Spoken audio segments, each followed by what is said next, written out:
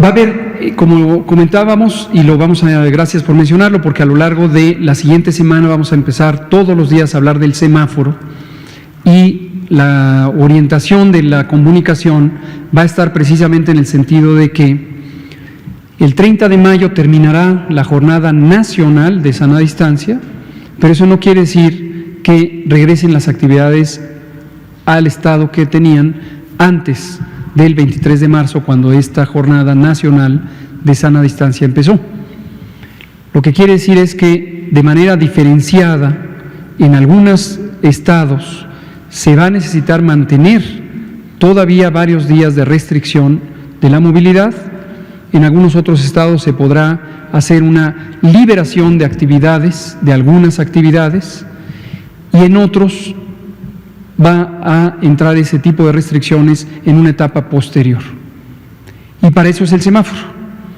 Lo vamos a volver a explicar. Curiosamente, cuando se está en el semáforo rojo, indica que existe el más alto riesgo de transmisión porque está en una fase ascendente la curva epidémica, es decir, están aumentando los casos diariamente, o existe una saturación o una tendencia a la saturación de las unidades hospitalarias y otros parámetros. Entonces, cuando se esté en rojo, solo las actividades esenciales podrán permanecer.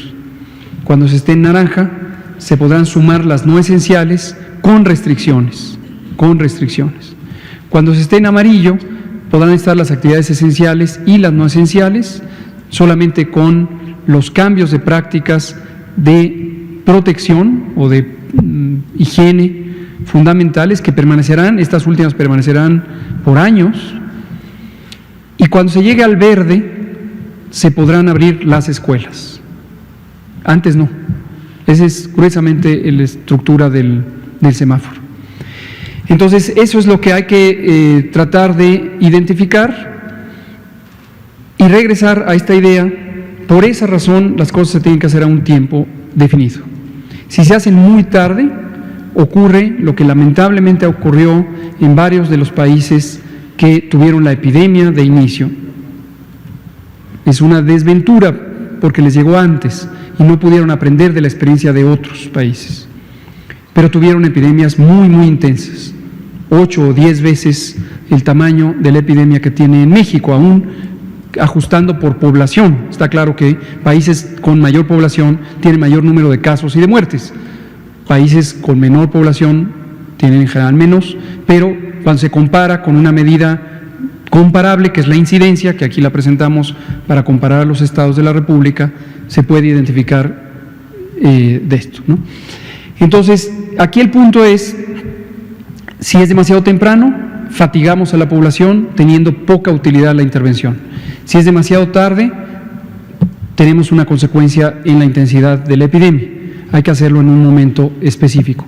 Y México lo hizo en el punto donde había planeado hacerlo, que es el punto donde cambia la velocidad de crecimiento de la epidemia, y arrancamos con una jornada nacional y nos seguimos con una jornada estatal. El caso específico de Tabasco, lo que quiero mencionar es, efectivamente, como explicamos el otro día, hay una segunda curva epidémica, esto técnicamente se llama bimodal, hay dos jorobitas en la curva epidémica en vez de una, y eso lo que sugiere es que hubo un cambio en la intensidad de la movilidad, habiendo arrancado con una movilidad reducida, posiblemente en unas fechas específicas, al inicio de mayo, se aumentó la movilidad y por lo tanto se aumentaron los contagios y los casos. La buena noticia en el sentido de Tabasco es que están lejos de llegar al punto de saturación. A pesar de eso, hicieron un excelente trabajo de reconversión hospitalaria muy temprana. De hecho, Tabasco fue de los estados que más tempranamente lo hicieron.